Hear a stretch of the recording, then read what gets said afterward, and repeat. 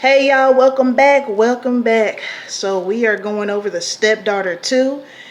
If you are familiar with Tubi movies, you know Chris Stokes and Marcus Houston and them are in their suspense thriller bag right now, and they have a bunch of movies on Tubi with that kind of suspense thriller thing going on. So I did see Stepdaughter, the first one, but I didn't do a review on it because I saw it, a few months back, and I rewatched it to prepare for this one. But basically, in a nutshell, I'm not doing a review on that one. I'm doing a review on just the second one. All right, since it just dropped and it's new and everything.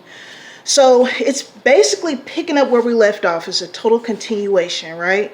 Last time, homegirl, this crazy stepdaughter, I think, what happened to her? She got stabbed and then, oh, she ended up in the hospital. We also found out that the father, played by Blue Kimball, shout out to him.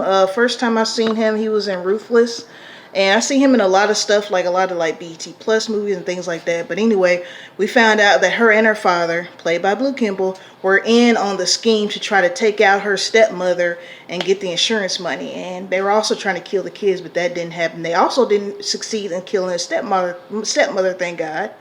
I was happy about that because I was like, I hope they don't kill this lady.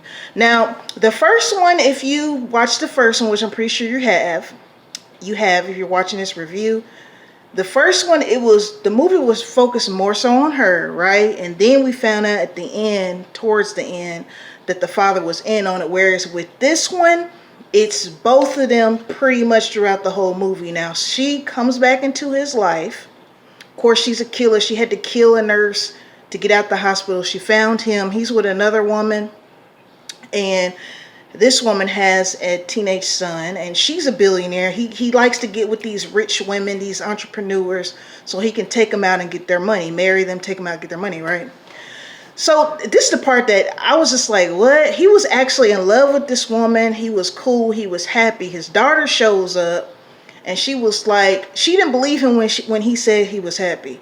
She's basically like, well, I want in. We're going to kill her, da-da-da. And he just switched like that, like, okay, all right. Like, you just did this whole monologue about how you love this woman. You're happy. You're not doing that crap anymore. And all your daughter got to do is say, well, I'm going to tell if he, like, I was like, wow, okay. That was an easy switch. What I liked about this movie is there was a lot of subplots going on. Like, we find out his wife, this new wife, her son's father that she told him was his father was dead, but his actual father was still alive, and nobody know but her. The son didn't know, the actual father didn't know. The actual father is played by, I think his real name is Kenny, but he played T on the Parkers. I was happy to see him too, because I was watching the Parkers one day and I was thinking about him, like, dang, I ain't seen him in really nothing since then, so it was cool to see him in this. So I do like the subplots they got going on in this movie. It wasn't just straight him, his daughter trying to take this woman out, and, her finding out and all this stuff.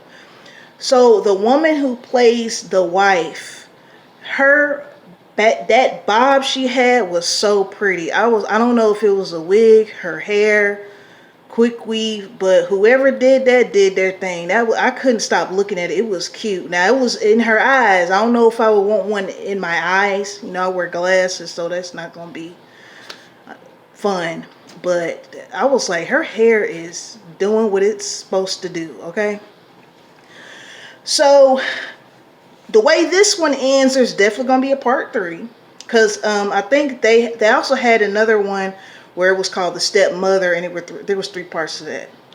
So in this one, his first wife, they kind of go back and forth because she's traumatized from the experience of damn near getting killed by them, right?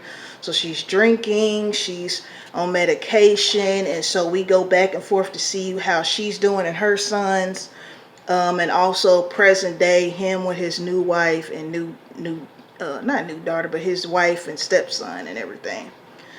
So the way this one, I didn't expect that ending at all. I figure it would be a cliffhanger, because usually when they have 2 parts, they usually just go ahead and make it 3. So, and the way this one ended, the dad meets up with his old wife. Not on friendly terms. He basically kills a cop, puts on his uniform, and shows up at her house. And so that's why I'm guessing on the third one she's going to be in it more. I don't know if the new wife's going to be in it. Also, another plot in this one was she found out she's pregnant, the new wife. And so I was like, y'all are cold as hell for trying to get her to have a miscarriage. You trying to kill her and the baby. Like, it's insane what people will do for money. Now, we know this is called the Stepdaughter, Stepdaughter 2. So I was thinking, I said, you know what would have been cool if they would have named this one the Deadly Daddy-Daughter Duo, right? I thought that was so cool. But then I was like, you know what, that wouldn't work because that would give away the first plot. Because we didn't know the daddy was in on it. We thought it was just her being crazy.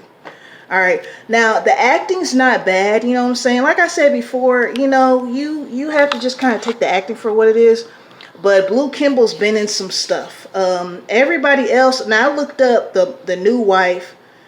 She was on Love and Hip Hop. I haven't watched Love and Hip Hop in a while, so I can't even tell you what season she was on. Of course, T from the Parkers. And like I said, Blue Kimball's been in his acting bag. The daughter, I haven't seen her in anything. I'm not saying that she hasn't played anything. So I feel like maybe this is her debut. And so we get to see her as this young, pretty psycho. So, you know, any movie with Chris Stokes and Marcus Houston, everybody gonna be a model. Like, they get the best of the best looking of everybody usually. So everybody's all like perfect. But I also liked her friends in this movie. There was a lot of comic relief. Like that one friend, she peeped it off jump. When the daughter came, they were at the dinner and she was like, everybody that ended up around her died because she killed her aunt. She killed her grandma. Like she stayed pushing people down the stairs. So I did like that comic relief of the new wife's friend. I thought that was cool. But yeah, you know, shout out to, like I said, I think he calls himself the king of Tubi, Marcus Houston and Chris Stokes. They're definitely in their Tubi bag. You know, I hope this platform stays how it is, meaning I hope that it stays free and I hope that it stays in support of independent films, independent black films, people that might not have the funds to get their stuff on Netflix or in the theater. It's like, you know, because Tubi has its own following. You know what I'm saying? Like, it may not be mainstream, but you got your tribe. So I'm looking forward to the Stepdaughter 3. I think there was more action in this one. So if they can keep bringing it with the action, I would love that. The only thing about the ending, not the dad's role, but she ended up in a mental institution, right, where she needs to be. And the police were like, well, we need you to help us find your dad. And I was like, I don't know if that's realistic. Can someone, if anybody's into like law, do they take criminals, take them out of prison to help them find people? So I don't know if she's going to stay in this mental institution / prison, whatever it is, or if they're going to take her out and she's going to escape and join her dad again. I guess we shall see on the third and hopefully final installment, because it's hard keeping up with all this stuff, right? So hopefully we'll find out in the last installment of The Stepdaughter, all right? Shout out to my 86 subscribers. Shout out to the rest of you as well who are not subscribed. But you know, you can just hit that button, help your girl out, and jump in them comments and let me know what you think. Do you feel like this one was better than the first one? Do you feel like it should have stopped at number 1? Are you looking forward to number 3? All right? Peace and blessings to you all. Until next time.